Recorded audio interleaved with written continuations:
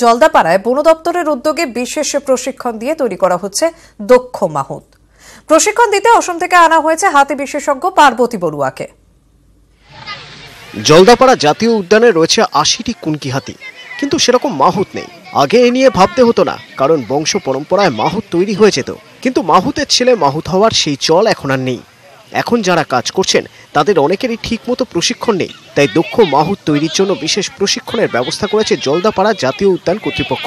এই যতগুলো নতুন মাহুত পাতাওয়ালা আসছে তাদেরকে মাহুতের ট্রেনিংটা দেওয়ানো, আর এটাতে আমাদের আসাম থেকে আছেন ম্যাডাম পার্বতী বড়ুয়া, উনি খুবই দক্ষ মাহুত, তো ওনাকে ডাকা হয়। উনি resource person, main resource person, বাকি ভেটেরিনারিয়ান আর বাকি জেনারেল কেয়ার জন্য ওরকে আমরা রিসোর্স পার্সনকে ডাকি। ৭ ও ৮ই মার্চ চিলাপাতা ফরেস্টে প্রশিক্ষণ দেওয়া হয়েছে। ৯, ১০ ও ১১ই মার্চ জলদাপাড়ায় প্রশিক্ষণ। এবছর ৫৬ জন মাহুতকে প্রশিক্ষণ দেওয়া হবে। রাজকুমার কর্মকার ও রনি চৌধুরী, নিউজ ১৮ বাংলা। লালপলাশের দেশে আগুন লেগেছে। ফাগুনের ক্যানভাসে রং তুলি বুলিয়েছে বসন্ত। রুখা সুখা বাঁকুড়া ডাক পাঠিয়েছে প্রকৃতির খেয়ালে প্রকৃতির উৎসব দেখতে, যার আদুরে নাম বাহা।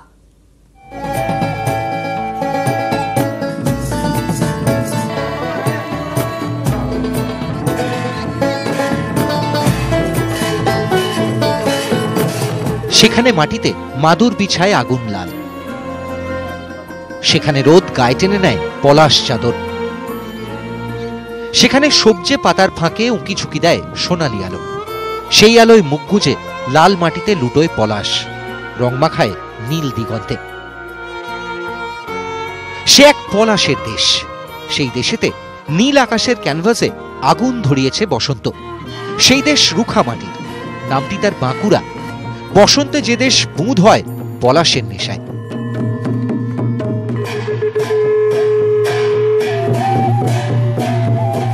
বসন্তে বাঁকুড়া যখন নিঃশব্দে খোঁপায় পলাশ গোজে, তখনই বেজে ওঠে থামসা মাদল। শিঙা ফুঁকে উৎসব আসে, বাঁশির সুরে প্রকৃতি উদযাপন হয়। ভূমি সন্তানরা বলে বাহা পরব। বাঁকুড়া শহর থেকে কয়েক কিলোমিটার দূরে শুশুনিয়া পাহাড়। নাচে গানে শুশুনিয়ায় মাতাল হয় ফাগুন।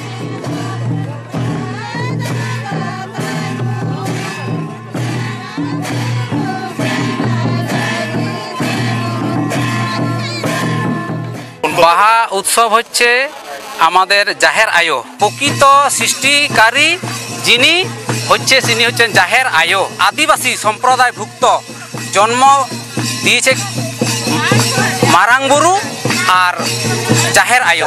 মূলত এটা সাঁওতাল সম্প্রদায়রা প্রত্যেক এই ফাল্গুন চৈত্র মাসে নির্দিষ্ট দিন, যদিও এখনো কোনো হয়নি, চেষ্টা চলছে নির্দিষ্ট দিনে এই বাহা উৎসবটা করার জন্যে, কিন্তু ফাল্গুন থেকে চৈত্র মাসের মধ্যে এই বাহা উৎসব হয়। বসন্তকে বলে ঋতুরাজ, রাজাই বটে। বাঁকুড়ার বুকে এখন যার রাজ্যপাট। যে বসন্ত আগুন ধরায়, মনে মনে ফাগুনকে দিয়ে যায় উষ্ণতা। বাঁকুড়া থেকে মৃত্যুঞ্জয় দাস, নিউজ ১৮ বাংলা।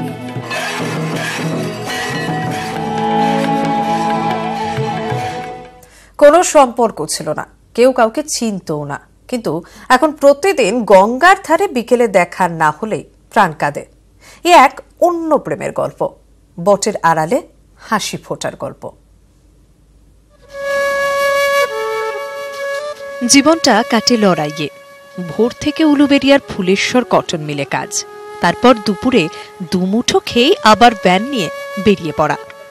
ফুলেশ্বর বাংলো এলাকায় গঙ্গার ধারে চা বিক্রি, সঙ্গে টুকটাক।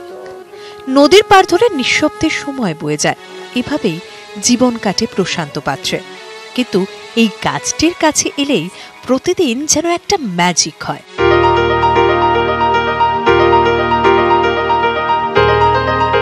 হ্যামলিনের বাঁশিওয়ালা তো গল্পে, এ একেবারে সত্যি সত্যি। প্রশান্ত আসতেই বটগাছের ডালপালা বেয়ে আনন্দ বয়ে যায়। পুটি করে গাছ থেকে নেমে আসে কাঠবিড়ালির দল। তারা জানে এবার পেট পুড়ে খাওয়া দাওয়া। কাঠবিড়ালি, তুমি কি পেয়ারা খাও, দুধ ভাত খাও? প্রশান্ত যত্ন করে খাবার সাজিয়ে দেন। কাঠবিড়ালির দল সবই খায়। আস্তে আস্তে কাঠবিড়ালিগুলো লুপ্ত হয়ে যাচ্ছে, বিলুপ্ত হয়ে যাচ্ছে। এই জন্য এদের বাঁচানোর জন্য